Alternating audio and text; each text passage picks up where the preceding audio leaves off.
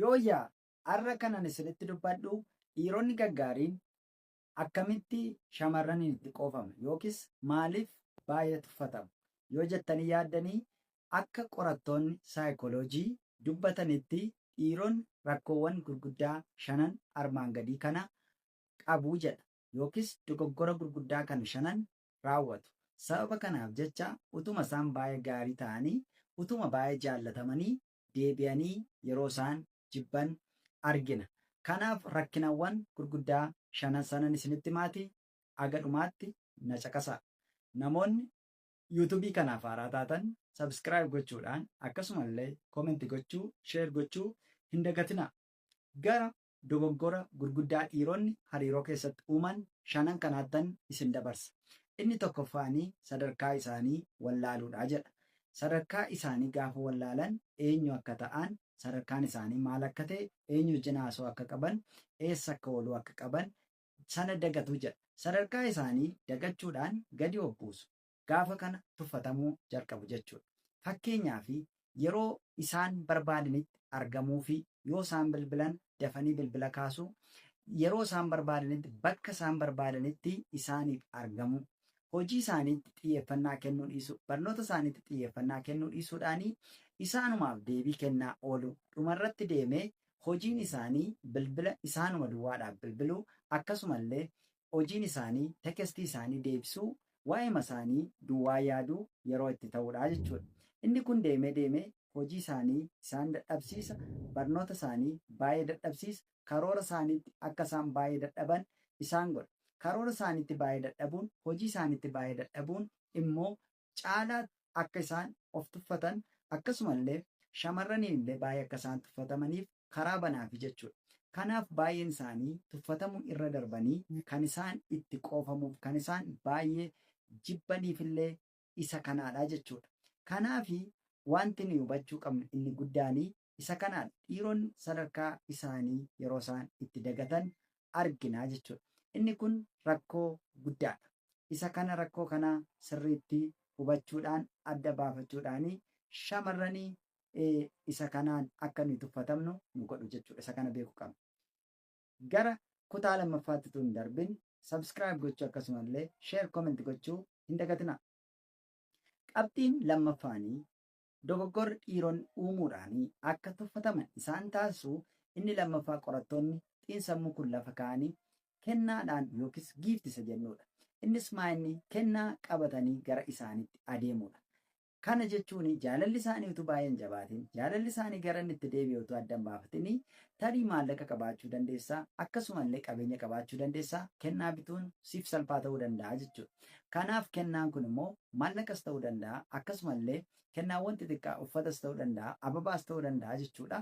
Jalqabumaanii ababaa qabannee, kennaa qabannee gara isaaniitti adeemuudha. Inni kun immoo maal godhaa? Jaalala keenya sanaa gara tuffatamuu, gara diigamuutti illee geessuu danda'a jechuudha. Yeroon akkas kennaan hariiroo keessatti baay'ee barbaachisaadha. Kennaa kennuun jaalala sana baay'ee jabeessa. Iddoo akka isaan nutti kennan, akka isaan nu jaallatan godha. Garuu kennaan sun yeroo isaa malee, bakka isaa malee yoo kenname immoo kennaan sun deebi'ee rakkoo yookiis kisaaraa adda addaa nutti fiduu danda'a. Sababa kanaaf jecha shamarran keenya baay'een maallaqa guddaallee kan isaan nyaataman, akkasumallee shamarran baay'een, dhiironni baay'een illee maallaqa isaanii kan isaan dhaban, jaalala isaaniillee kan isaan dhabaniif kanaafidha jechuudha.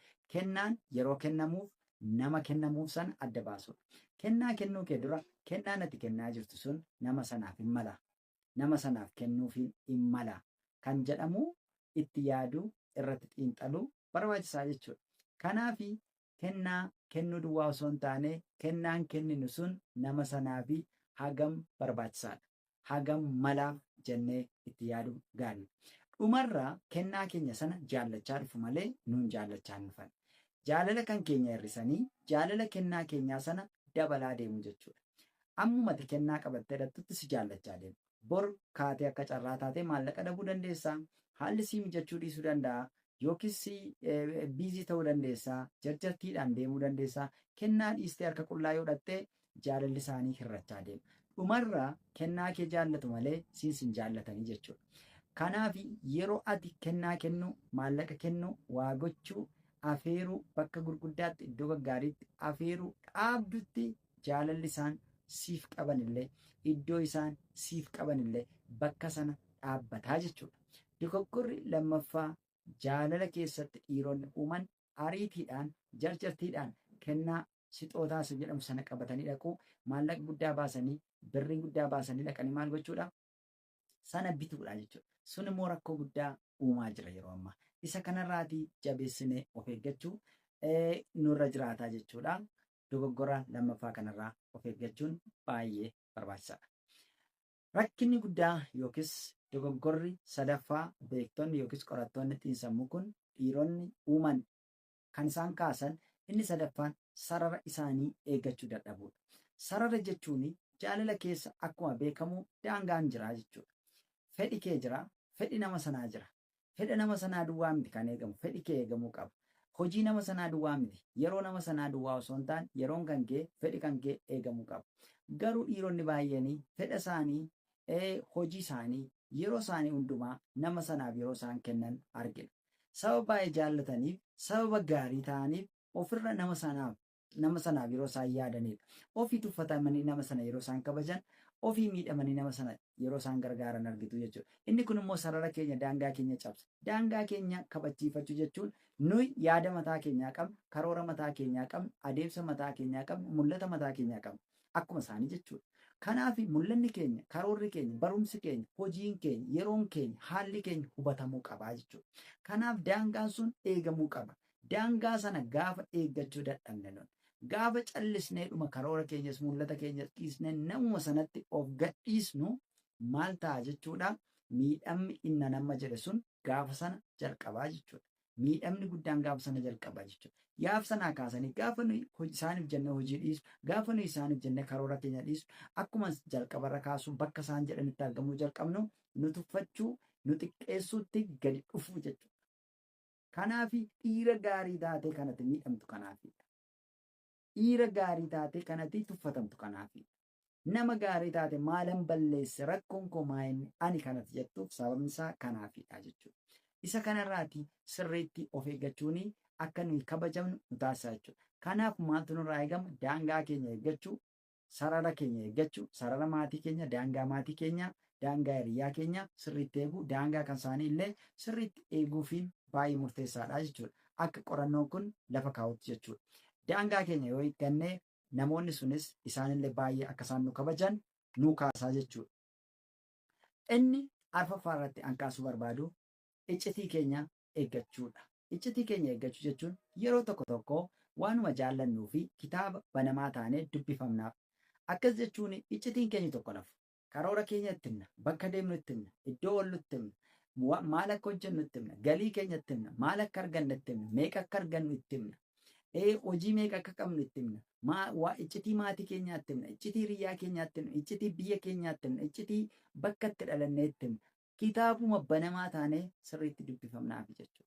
Gaafa kana iccitii keenya guutummaa waan itti himnuuf, haala keenya hundumaa gaafa itti himnuuf, uniin illee nu tuffachaa deemu jechuudha. Kanaaf hariiroo keessatti kitaaba banamaa taanee dubbifamuun akka nuyi baay'ee ittumaa dubbifamnu, ittumaa xiqqeeffamnu, ittumaa tuffatamnu, tuffatamuu keessa baafnee keessa darbe akka nutti qoofamu taasisaa jechuudha.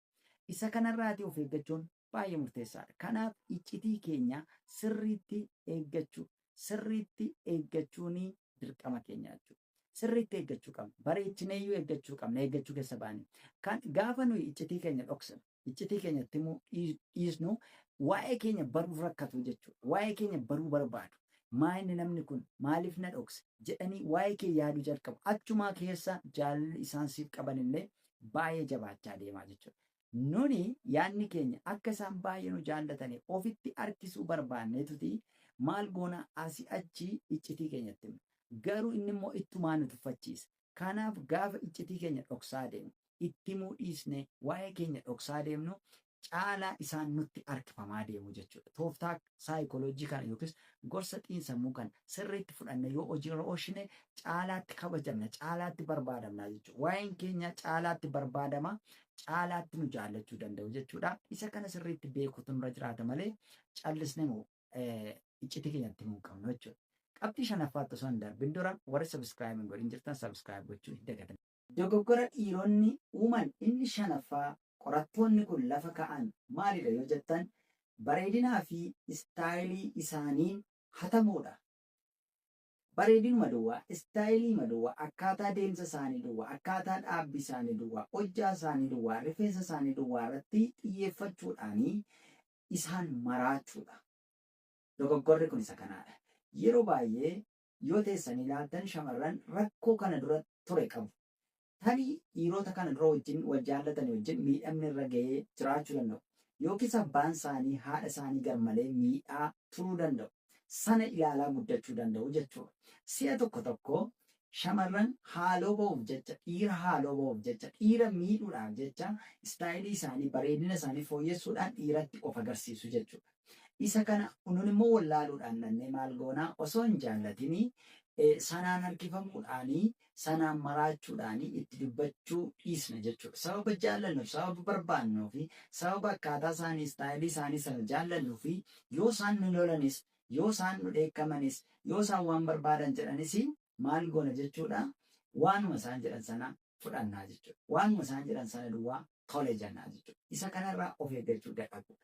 Yookiis istaayiluma isaanii, bareedinuma isaanii duwwaa gaafa ilaaltu ijilee jaamaa ta'a. Gaafa jaamaa taatu immoo waan tokko illee hin argitu, waan tokko sitti hin argamu. Haga gaafa miidhamte, haga gaafa dhattee gatii kaffalte, haga gaafa dhattee aarsaa kaffaltutti maal taate jechuudha. Gatii si kaffalchiisu jechuudha. Gatii waan si kaffalchiisanii fi dursitee si hin galu. Erga miidhamtee booda waa'ee kee barte. Erga miidhamtee booda dogoggora kee barte. Dogoggora amma kaasaa jiru gaafa sanatti sirriitti hubattaa jechuudha. Amma garuu siin galu waan nama jechaa jiru kun jalqabarra gaafa hariiroo sana keessa jirtu, haala sana keessa jirtu baay'een isaa siin galu. Garuu dhattee gaafa miidhamte, erga miidhama keessa galte, erga gatii kaffaltee booda waan sana sirriitti hubattaa jechuudha. Isa kanarraa of eeggachuu qabna. Inni dhumaa an dubbachuu barbaadu maayinni sarara keenya eeggachuu dadhabnaa jechuudha. Hundumti keenya sarara mataa keenyaa qabna. Sararri maatii keenyaa jira. Sararri hiriyaa keenyaa jira. Sarara sana eeggachuu dadhabnaa jechuudha. Sarara sana akka isaan cabsanii gara jireenya keenyaatti seenan goona. Wayimmoo si'a tokko sararicha cabsinee nunis gara jireenya isaanii akka seennu goona jechuudha. Sarara gaafa jedhu daangaan jiraachuu qabu. Nuuf isaan gidduu daangaan jiraachuu qabu. Bilisummaa yaadaa jiraachuu qabu. Tarii yeroo barbaaddetti bakka barbaadde deemuu dandeessaa. Yeroo barbaaddetti hojii hojjechuu dandeessaa. Yeroo barbaaddetti karoora kee galmaan gahuu dandeessaa jechuudha. Bilisummaan kun eegamuu qaba. Daangaan kun eegamuu qaba. Jaalala jedhamee hojii kee dhiisuu, jaalala jedhamee karoora kee dhiistee waanuma isaan jedhan duwwaa hojjechuu, waanuma isheen jette duwwaa gaafa hojjettu, daangaan kee gaafa cabu, sararri kee gaafa cabu, isaanillee maal si godhu bakka sitti kennanii jechuudha. Gaafa sanaadha tuffatamuu kan inni dhufu miidhaan inni jechaa ture sun kan inni namarra ga'uu jalqabu gaafa nuyi sanarraatii dhaabbanneedha jechuudha. Isa kanarraatii sirriitti of eeggachuu qabna. Galatooma. Yaada dabalataa argachuudhaa fi sabskiraayib gochuun dagatina.